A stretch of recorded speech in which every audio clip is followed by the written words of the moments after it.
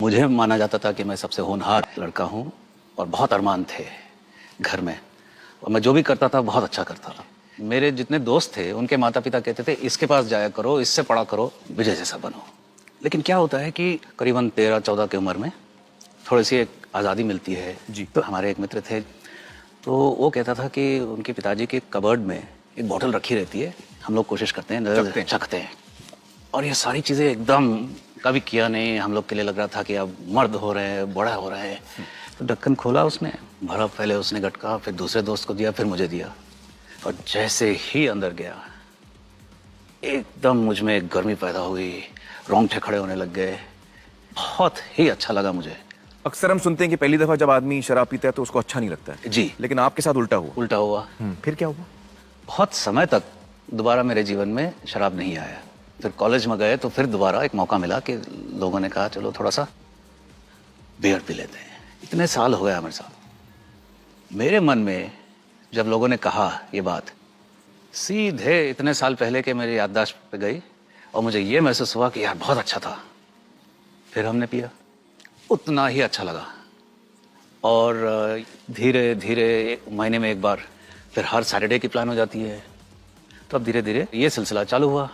फिर आदमी मेरा थोड़ा और घर से पैसे लेने लग गया था, क्योंकि घर में इतना सा डेली का कोटा मिलता था। तो फिर धीरे धीरे जब मैं मांगने लगता हूँ 10 रुपया और 20 रुपया, और थोड़ा सा शक पैदा होता है घर वालों में, लेकिन तब भी खतरा किसी को महसूस नहीं होता।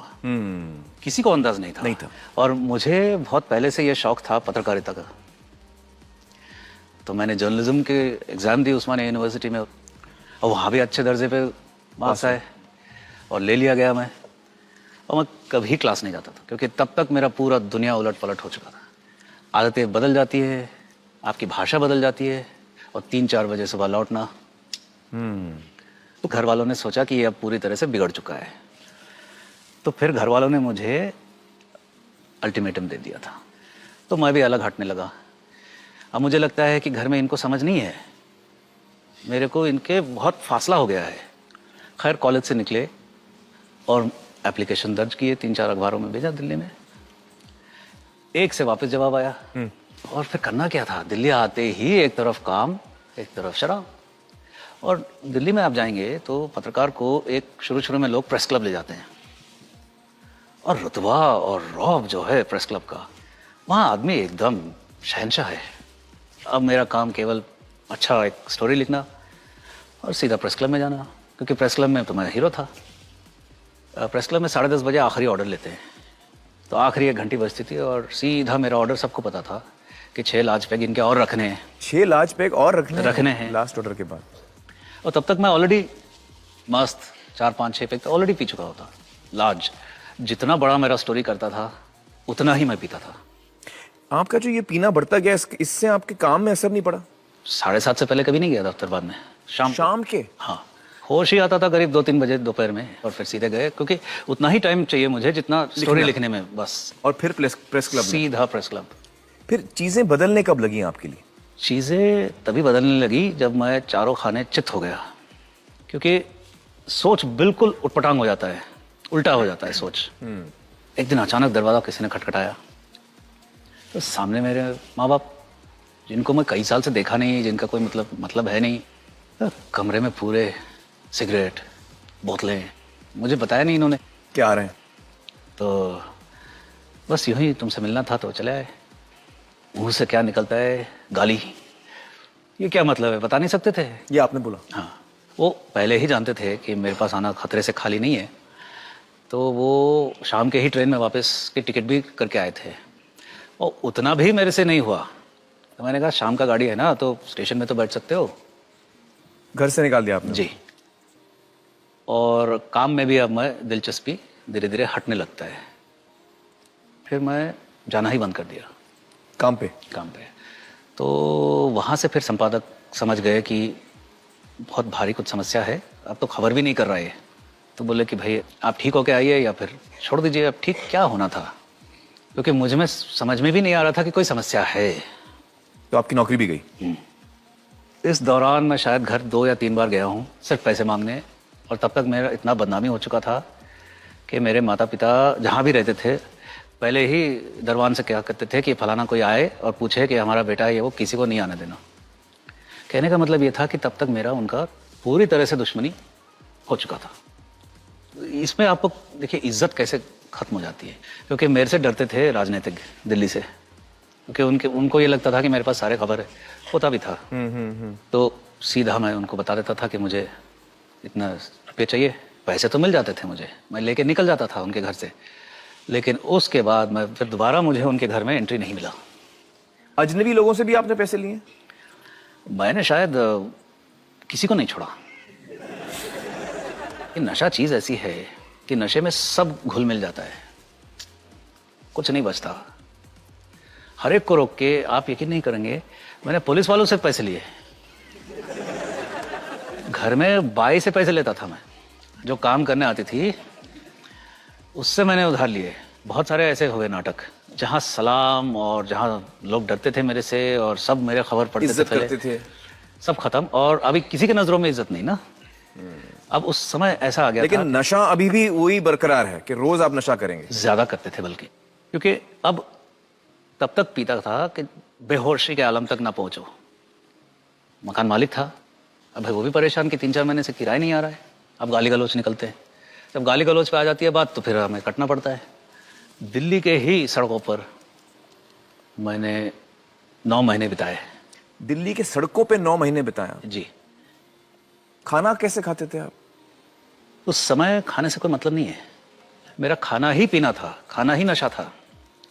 इसका कारण भी है, क्योंकि इस स्तर पर जब एक इंसान पहुंच जाता है तो इसके सारे चीजें बंद हो जाते हैं शरीर के। आपका यूरिन पास नहीं होता, आपका पसीना बंद हो जाता है, तो अगर आप कुछ डाल रहे हैं अंदर तो वो निकलता नहीं है। उसके बाद मैंने खाना बंद कर दिया, नशा नहीं बंद किया। खासियत देखिए नशे का, एक इंसान नशा बंद नहीं किया, मुझे क्या लग रहा है, अरे समस्या तो खाना है। तो खैर नई दिल्ली के स्टेशन पे मैंने बहुत समय निकाल ली। तो रेल डिब्बे के टॉयलेट में ऐसी जगह है जहां धरती पर कोई और नहीं झांकता, सफाई के लिए भी नहीं आते, और वहीं आप जा सकते हो जहां मक्खी भी आने से डरे, क्योंकि वहां कोई आपके आसपास नहीं होगा और आप नशा चैन से कर सकते हैं। और वही अखबार बिछा के, जिसपे आप लिखते थे एक जमाने में, जिसमें आप पत्रकार थे, मतलब कहाँ आप एक दिग्गज पत्रकार जी और कहाँ आप सड़क पे पहुंच गए, ये शराब की वजह से, उसके नशे की वजह से। जी। तो अल्टीमेटली आप इसमें से निकले कैसे? मैं निकलने वाला थोड़ा ही था, मैं तो ये सोचता था कि जबरदस्त नशे में निकलो इस दुनिया से। आपने सोच लिया था कि अब मैं ऐसे ही मरूंगा, मुझे इसमें से निकलना नहीं? असंभव था उस समय। तो फिर क्या बचा, जो किडनी बेचने के धंधा करते थे। विचार आया, क्योंकि अच्छे विचार आते हैं नशेड़ी को, ऐसे ही विचार आते हैं। 1 लाख का सौदा भी करीब करीब मैंने कर लिया था, पूरा तैयार था मैं। अचानक मेरे मन में विचार आया कि भाई विजय, तू ऑपरेशन टेबल पे ही चल बसेगा। तो मैं रुक गया, अब पैसा नहीं मिल रहा, जान नहीं बचा, मरे जा रहा हूं, नशा नहीं हो रहा। आखिर में एक ही व्यक्ति था पूरे दिल्ली में जिससे मैंने पैसे नहीं लिए थे। तो मैं वहां पहुंचा, वो दूर से ही समझ गया, काला सा एक इंसान आ रहा है, बदबू आ रहा है। तो उसने कहा कि विजय, मैं तुम्हें 10 रुपया भी नहीं दूंगा। फिर वो बड़े सारे फ़ोन करने लगा। पता लगा कि वो कहीं अपने दोस्तों को फ़ोन कर रहा है ये जानने के लिए कि एक नशा मुक्ति केंद्र कहाँ है जहाँ पे इसको रखा जा सकता है। भर्ती करवा दिया नशा मुक्ति केंद्र में। तो अब अगले सुबह से फिर पागलपन चालू, नशा चाहिए। एक दिन निकल गया, अब हर जगह से पानी निकल रहा है शरीर, जो जितना बंद हो गया वो खुल जाता है, पसीना ही पसीना, आँख में से पानी, नाक में से पानी, दस्त या जुलाब जिसको कहते हैं, डायरिया, जो महीनों से नहीं गया वो वहाँ से नहीं निकल रहा टॉयलेट से। हालत ख़राब। तब भी मेरे में अकल नहीं, तब भी मैं क्या कह रहा हूँ कि भागने की तरकीब सोच रहा हूँ, और वहाँ मेरे जैसे ही और लोग हैं पागल। ऐसे एक और मिल गया मुझे, हम दोनों ने प्लान बनाया, सबसे बदला ऐसा लेंगे कि लाल किले पे जाके नशा करेंगे। तीसरा दिन सुबह जब सब नहाने गए बाकी लोग, सुबह मैंने दौड़ लगाया। मैं ऐसे सीढ़ी से नीचे भागने वाला था, लेकिन फिर उन्हें वहाँ पे एक बूढ़े सज्जन मिले। ए, किधर जा रहा है, चलो पीछे। तब तक बाकी लोग आए, इसको ले जाओ वापस। तो उठा के लेके चले गए वापस। 5वें दिन मैं पहली बार अपने पैरों पर खड़े होके, प्रोग्राम होता है दिन भर का, तो क्लास चल रहा था, तो उस क्लास में मैं गया और यही सज्जन ले रहे थे और वो कुछ लिख रहे थे ब्लैक बोर्ड पे। वो सारी चीज़ें बताने लगे कि इंसान, तुम्हारा अब कुछ नहीं बचा, तुम हार गए हो, तुम्हारा रिश्ते टूट गए हैं, तुम्हारा इज्जत गया है, तुम्हारा ये हुआ, इस दौर से गुजरे हो। अब मुझे लगा इस आदमी को मेरा कहानी कैसे मालूम करके, और मेरे आंसू ऐसे निकल रहे हैं। और उन्होंने, क्योंकि अब मेरे अंदर जो दर्द है,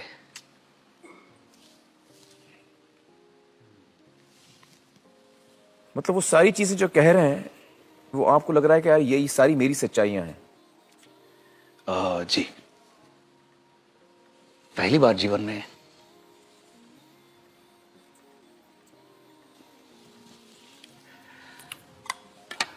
मेरा जो दर्द है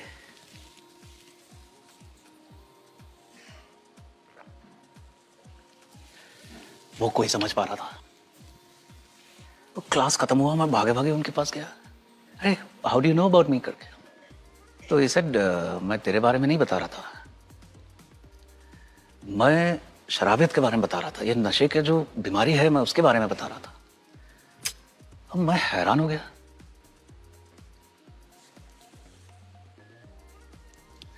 वहां गाली, कोई गाली नहीं दे रहा है। मैं वहां दोषी नहीं था। और ये बहुत बड़ी बात थी। तो वो पल से, उस घड़ी से मैं दोबारा मुड़ के नहीं देखा। शराबी अगर दोबारा जिंदगी में आना चाहे तो शरीर तो फिर भी ठीक हो जाएगा धीरे धीरे। सबसे मुश्किल काम भूल सुधार, जिसको लेखा जोखा बोलते हैं, नैतिक लेखा जोखा लेना पड़ता है जीवन का। आपने क्या ठेस पहुंचाया किसी को, औरों से आपको क्या ठेस पहुंची, कैसे आपने क्या किया, किसने आपके साथ क्या किया, उनको माफ करना पड़ता है और मुझे माफी मांगनी पड़ती है। तो आपने ये किया, मतलब हर इंसान से आपने माफी मांगी? अभी पूरा नहीं हुआ। मैंने जो घटना बताया आपको, आखिरी बार जब मैंने माता पिता से मिला और उनको घर से बेघर कर दिया, जाके स्टेशन में बैठो जब तक ट्रेन नहीं आता है, उसके 2 हफ्ते बाद मेरे पिताजी ने मुझे चिट्ठी लिखी। उन्होंने उसमें लिखा, अंग्रेजी में लिखा कि it is a curse to have you as a son. तुम्हारे जैसा बेटा होना एक श्राप है। मैं नहीं मिला उनसे दोबारा। उसके 1 महीने बाद मुझे खबर मिलता है कि उनका देहांत हो गया। मेरी माँ बची है, वो अलग रहती हैं, मैं अलग रहता हूँ। अभी भी मैंने उनसे भूल सुधार किया नहीं हूँ। वो कभी मेरे से बात नहीं करती है। अगर वो देख रही हैं तो मैं यही कहना चाहूँगा कि अब मैं समझ गया हूँ। तो ऐसे और बहुत है। कितने साल हो गए आपको इसमें से निकल कर? 10 साल। 10 साल हो गए आपको इसमें से निकल कर।